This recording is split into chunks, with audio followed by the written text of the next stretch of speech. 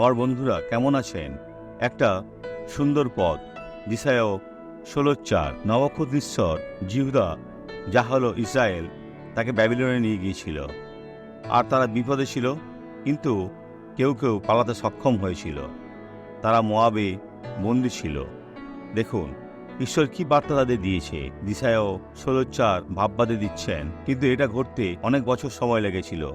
মোয়াব, আমার বহিষ্কৃত লোকদিগকে তোমার সহিত বাস করিতে দাও, বিনাশকের সম্মুখ হইতে তাহাদের অন্তরাল হও, অন্যথায় নবক্ষত্রেশ্বর তা ধ্বংস করবে। কারণ উৎপীড়ক শেষ হইলে অপহার সমাপ্ত হইল। যাহারা লোকদিগকে পদদলে দলিত করিত তাহারা দেশ হইতে উচ্ছিন্ন হইল। যারা মোয়াবে ছিল তাদের জন্য সেটা ছিল অত্যন্ত সান্ত্বনার বিষয়। ঈশ্বরের বাক্যে আপনার প্রয়োজনীয় সান্ত্বনা আপনি পেতে পারেন।